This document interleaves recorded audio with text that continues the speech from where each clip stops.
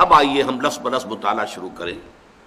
وَلَقَدْ آتَيْنَا لُقْمَانَ الْحِكْمَةَ أَنِ اشْكُرْ لِلَّهِ، اور ہم نے لقمان کو دانائی اور حکمت عطا کی کہ کر شکر اللہ کا. حکمت کے موضوع پر کچھ گفتگو ہو چکی ہے کہ حکمت کسے کہتے ہیں. جب انسان کی عقل سلیم فطرت سلیمہ کی روشنی اور رہنمائی میں سفر کرتی ہے، فلسفیانہ سفر، تو اس سے جو حاصل ہوتا ہے وہ حکمت ہے. شکر کسے کہتے ہیں؟ شکر اصل میں ایک جذبہ ہے کہ جو کسی کے ساتھ اگر کسی نے خیر کیا ہو، بھلائی کی ہو، احسان کیا ہو، کسی تکلیف سے اس کو بچایا ہو، چھٹکارا دلایا ہو، تو ایک جذبہ پیدا ہوتا ہے انسان کے قلب کی گہرائی سے. اب اسے ہم جذبہ تشکر کہیں گے، جذبہ امتنان کہیں گے.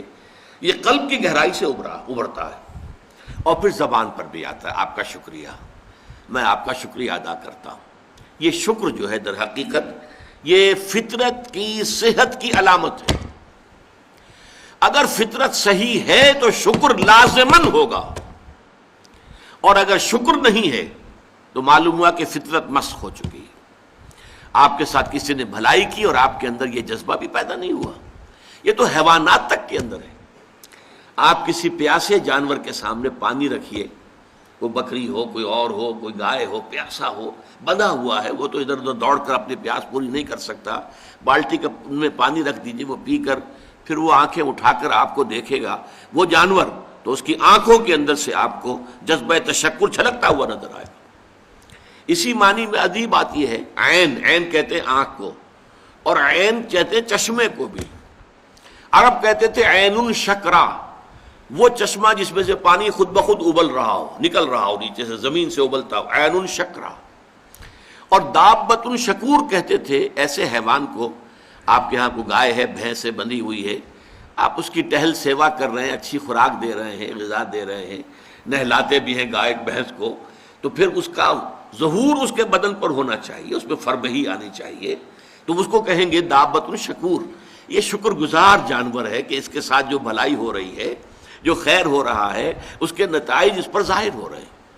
تو یہ فطرت کی در حقیقت صحت کی علامت ہے. پرانی کہانی آپ نے بھی بچپن میں پڑھی ہوگی کہ ایک غلام کہیں بھاگا ہوا تھا اور اسے راستے میں ایک جگہ اس نے دیکھا ایک شیر پڑا ہوا کراہ رہا ہے، اور اس کو شدید تکلیف تھی. اس کے پاؤں میں ایک کانٹا چبھا ہوا تھا. ظاہر بات ہے شیر نہیں نکال سکتا تھا اس کو. اس غلام نے اس کا کانٹا نکال دیا. اس شیر نے صرف اسے سونگھا اور چلا گیا. اس کے بعد وہ غلام پکڑا گیا، اور جیسے کہ ہوتا تھا رومن اور گریک دور میں کہ بھاگا ہوا غلام جب پکڑا جاتا تھا تو پھر شیروں سے پھڑواتے تھے اس کو. ان کے جو بڑے وہ ہوتے تھے، یہ اسٹیڈیمز بنے ہوئے ہوتے تھے، اس میں آ کر جو ہے اس غلام کو چھوڑ دیا، اور پھر بھوکا شیر جو ہے وہ پنجرے میں سے نکالا تاکہ وہ اس کو بھمبوڑے اور ختم کرے. تو اس نوجوان کو، اس غلام کو بھی پھینکا گیا. اس کے بعد جو شیر کا پنجرا کھولا تو شیر آیا، اس نے سونگا اور اس کو چھوڑ کر علیحدہ بیٹھ گیا. لوگ حیران ہوئے. معلوم ہے یہ وہی شیر تھا کہ جس کے پاؤں سے کانٹا نکالا تھا اس غلام نے، جبکہ وہ بھاگا پھر رہا تھا، چھپتا پھر رہا تھا جنگلوں میں. بہرحال یہ شے سمجھ لیجئے کہ شکر جو ہے در حقیقت یہ فطرت کی صحت کی علامت ہے. یہاں تک فرمایا حضور نے من لم یشکر الناس لا یشکر اللہ. یہ شکر ایسی شے ہے جو انسانوں کا شکر گزار نہیں ہے، وہ کبھی اللہ کا شکر گزار بھی نہیں ہو سکتا. فطرت مسخ ہو چکی ہے. کسی نے آپ کے ساتھ بھلائی کی اور آپ کے اندر سے وہ جذبہ تشکر ابھرا ہی نہیں، معلوم ہے فطرت کے سوتے خشک ہو چکے ہیں. وہ کنواں جس کے اندر لانے والے پانی کے سوتے خشک ہو چکے ہیں، پانی کہاں رہے گا اس میں؟ تو خالی کنواں ہے. تو تمہاری بھی فطرت جو ہے خالی ہو چکی ہے، اور تمہارے اندر وہ جو جذبہ تشکر موجود نہیں ہے، تو گویا کہ فطرت کے سوتے خشک ہو چکے. اب اصل بات کیا ہے؟ اس فطرت کے بعد اصل منعم کو پہچاننا. اب دیکھیے، اس کو بھی ذرا غور سے سنیے میری بات کو. بچپن میں ہر بچہ یہ سمجھتا ہے کہ میرے حفاظت کرنے والے، میری ضروریات پوری کرنے والے، میری تکلیف پر تڑپ اٹھنے والے میرے والدین ہیں. اس سے آگے کا اسے بھی پتہ نہیں ہے، احساس نہیں ہے. لہذا جذبہ شکر جو ہے وہ والدین کی ذات کے ساتھ مرتکز ہو جاتا ہے. اس سے ذرا آگے بڑھا، معلوم نہیں میرا کنبہ ہے، میرے چچا ہیں، میرے ماموں ہیں، میرے فلاں ہیں، میرے قرب قبیلے کے لوگ ہیں، میری قوم ہے، میرا وطن ہے. یہ سب در حقیقت میرے محافظ بھی ہیں، میرے مددگار بھی ہیں، اور میری ضرورتیں پوری کرتے ہیں۔ یہ جذبہ تشکر اب پھیل رہا ہے والدین سے، اپنے خاندان، قبیلے، قوم۔ اس کے بعد محسوس ہوتا ہے، اور یہ سائنس کی انتہا ہے، کہ یہ سارے عناصر فطرت مجھے پال رہے ہیں۔ سورج کی حرارت نہ ہو تو فصلیں کیسے پکیں؟ سورج کی حرارت نہ ہو تو یہ ہوا، یہ بادل کیسے اٹھے، سمندروں سے بخارات؟ ہوائیں نہ چلیں تو یہ کیسے جو ہے بادل یہاں تک آئیں اور بارش برسے اور پھر میرے لیے گندم جو ہے وہ پیدا ہو؟ تو کائنات پوری مجھے پال رہی ہے، اور اس میں سب سے بڑی شے جو ہے، یہ سائنس کا یوں سمجھ لیجیے کمال ہے، سب سے بڑی شے سورج ہے۔ اس لیے کہ یہ بھی کہنا ہے کہ زمین سورج ہی سے ٹوٹا ہوا ایک ٹکڑا ہے، اسی سے سپلنٹر ایک علیحدہ ہوا اور اس کے گرد گھومنا شروع کر دیا، واللہ عالم، یہ علیحدہ بحث ہے، یہ کاسمولوجی کی بحث ہے۔ لیکن یہ ہے کہ بہرحال ہم جانتے ہیں یہ شکر کا جذبہ پھر آ کر مرتکز ہوتا ہے یہ تمام مظاہر فطرت کے اوپر۔ اب اس کے بعد صرف ایک چھلانگ لگانے کی ضرورت ہے، وہ چھلانگ جو حضرت ابراہیم نے لگائی تھی۔ سورہ انعام میں ذکر ہے، انہوں نے ایک تارے کو دیکھا تو کہا اچھا شاید یہ میرا رب ہے۔ جب وہ ڈوب گیا، غروب ہو گیا، تو نہیں، میں تو غروب ہونے والے کو تو رب نہیں مان سکتا۔ پھر چاند کو دیکھا، وہ بڑا روشن تھا، بہت بڑا تھا، اچھا یہ رب ہے۔ جب وہ بھی ڈوب گیا، کہا نہیں، اگر میرے رب نے مجھے ہدایت نہ دی۔ پھر دیکھا سورج کو، ھذا اکبر، ھذا ربی، ھذا اکبر، فلما افلت، پھر جب وہ بھی غروب ہو گیا تو پھر اس کے بعد جو چھلانگ لگائی انہوں نے کیا، انی وجہت وجہی للذی فطر السماوات والارض حنیفا، میں نے اب اپنا رخ کر لیا ہے، اپنا چہرہ کر لیا ہے رخ پر اس ذات کے جس نے آسمانوں اور زمین کو پیدا کیا ہے، جو سورج اور چاند اور ستاروں کا پیدا کرنے والا ہے، حنیفا، یکسو ہو کر، وما انا من المشرکین، اور میں ہرگز مشرکوں میں سے نہیں ہوں۔ یہ ہے عقل کی آخری چھلانگ۔ سورج بھی ایک نظام میں جکڑا ہوا ہے، کسی اور نے اس کا نظام بنایا ہے، اس کی حیثیت کچھ ہے ہی نہیں۔ اس پوری کائنات کی وسعت اور پہنائی میں یہ جو خورشید منور ہے، یہ کیا ہے؟ یہ ایک ذرے کے مانند ہے، پوری کائنات کی ہے، billions and billions of galaxies, اور ہر گیلیکسیز میں بلینز اور بلینز آف سٹارز۔ اندازہ تو کیجئے، اس کی وسعت کا کوئی تصور ممکن ہے؟ انسان کو چکر آتا ہے۔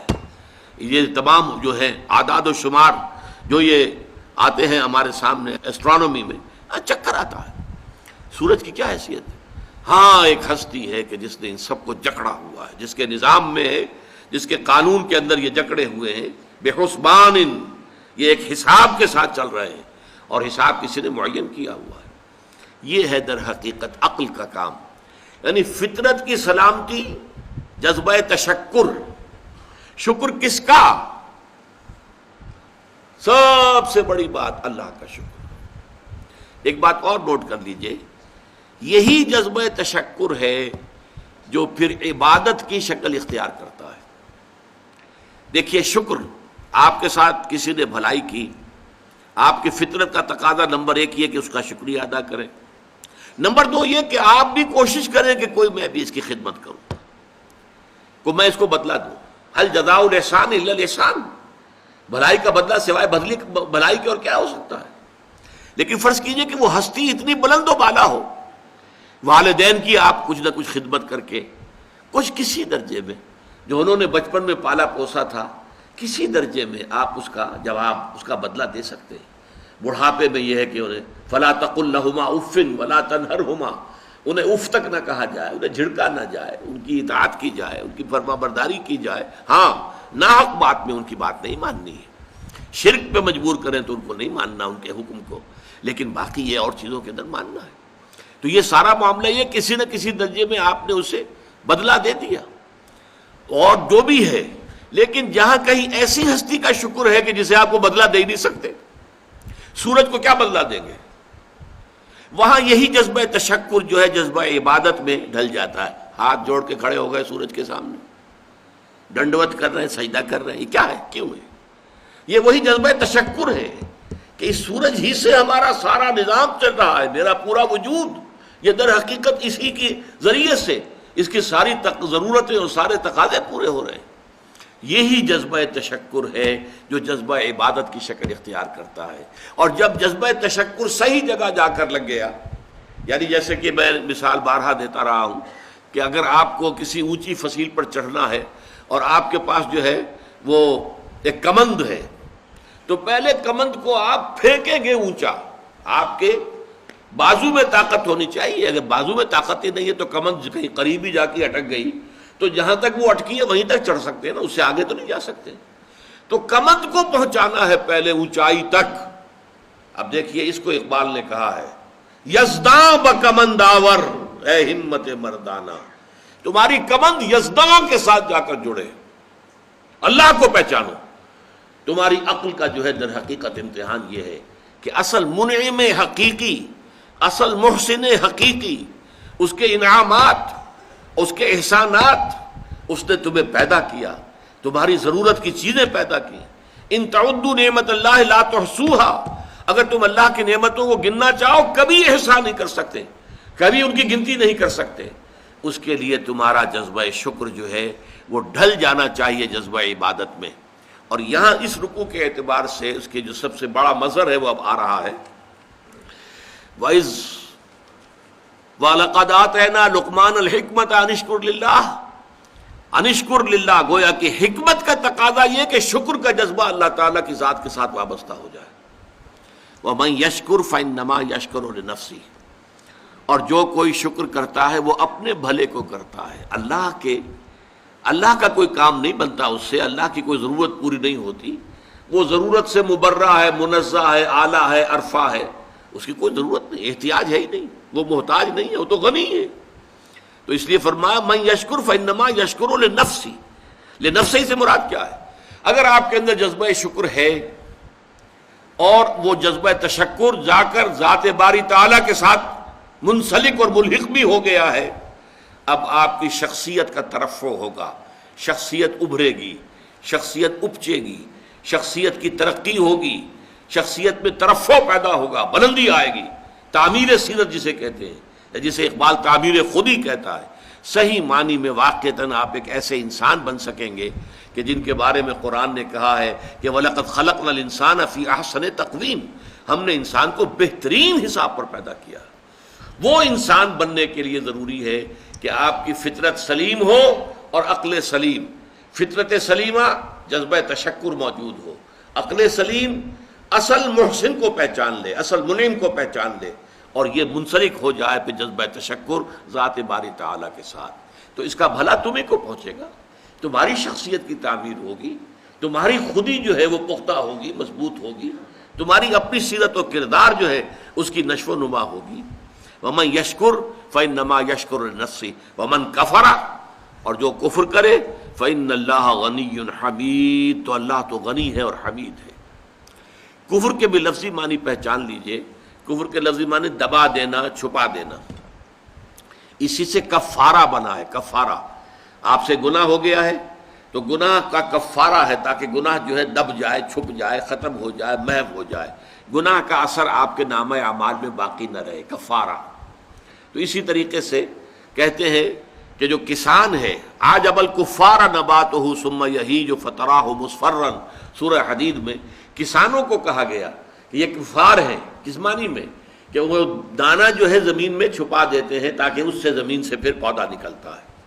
تو فطرت انسانی کے اندر سے ابھرنے والا جذبہ تشکر آپ نے دبا دیا، تو یہ کفر ہے، کفران نعمت.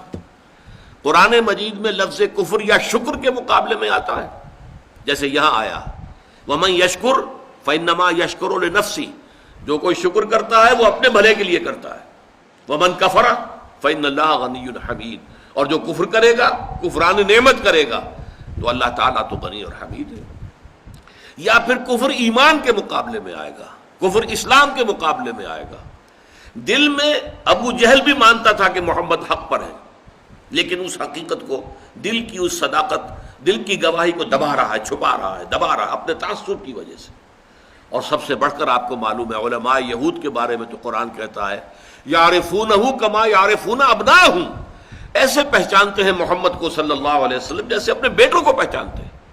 تو یہ اندر ان کے ایمان موجود تھا، اندر جو ہے گواہی دل دے رہا تھا کہ محمد برحق ہے، یہی ہے وہ آخری رسول اور آخری نبی جن کی پیشن گوئی کی تھی موسیٰ نے بھی اور عیسیٰ نے بھی علیہم الصلوۃ والسلام، لیکن اپنے قلب و ذہن کی ان گواہیوں کو چھپایا انہوں نے۔ وَمَنْ أَظْلَمُ مِمَّنْ كَتَمَ شَهَادَةً عِندَهُ مِنَ اللَّهِ، ان سے بڑھ کر ظالم کون ہوگا جنہوں نے ایک گواہی جو ان کے پاس اللہ کی طرف سے تھی اسے چھپا لیا ہے۔ تو کفر بمانی اسلام بمقابلہ اسلام، کفر بمانی بمقابلہ ایمان، نفاق جو ہے وہ کفر ہے، نفاق بھی کفر ہے، اسلام کے مقابلے میں کافر غیر مسلم کافر ہے، اور شکر کے مقابلے میں کفران نعمت، وہ بھی لفظ کفر سے بنا ہے۔ اسی میں آیا ہے لئن شکرتم لازیدنکم ولئن کفرتم ان عذابی لشدید، اگر تم شکر کرو گے تو ہم اور دیں گے اور بڑھا کر دیں گے، لیکن اگر تم نے کفران نعمت کی روش اختیار کی تو پھر ہمارا عذاب بھی بہت سخت ہے۔ ومن کفر فإن اللہ غنی حمید، غنی جس کی کوئی احتیاج نہ ہو، بے نیاز، غنی عن العالمین، تمام جہانوں سے بے نیاز، حمید فعیل کے وزن پر، اور یہ حامد اور محمود دونوں سے ہو سکتا ہے۔ فعیل جو ہے صفت مشبہ وہ اس میں فاعل اور اس میں مفعول دونوں سے ہو سکتی ہے، یہاں مفعول سے محمود سے حمید بنا ہے۔ آپ اپنی ذات میں خود بخود ستودہ صفات، ایک خیر اور خوبی وہ ہوتی ہے جسے آپ ظاہر کریں بیان کریں، ایک خیر اور خوبی اور حسن اور جمال اور کمال ایسا ہے کہ اسے بیان کرنے کی حاجت ہی نہیں، از خود روشن۔ آفتاب آمد دلیل آفتاب، جب سورج طلوع ہو گیا تو وہ اپنے وجود پر خود دلیل ہے، اسے کسی دلیل سے ثابت کرنے کی ضرورت نہیں ہے۔ تو حاجت مشاطہ نیست صورت دل آرام را، بعض شکلیں اتنی خوبصورت ہوتی ہیں انہیں کسی میک اپ کی ضرورت ہی نہیں ہوتی، میک اپ سے ان کو آپ بگاڑ دیں گے۔ وہ جو فطری حسن ہوتا ہے وہ اتنا ہے کہ حاجت مشاطہ نیست، کسی بھی وہ میک اپ کرنے والی کی کوئی ضرورت ہی نہیں، اسے کسی بیوٹی پارلر میں جانے کی ضرورت ہی نہیں۔ صورت دل آرام را جسے اللہ تعالیٰ نے صورت دل آرام دی ہوئی ہے، اسے کسی مشاطہ ان کو کہتے تھے ان عورتوں کو جو بال بناتی تھیں اور اس کو سنوارتی تھیں اور ان کے اندر کو موتی پروتی تھیں عورتوں کے بناؤ سنگھار کے لیے۔ تو اگر کوئی عورت خود حسین ہے تو اسے کسی مشاطہ کی ضرورت نہیں۔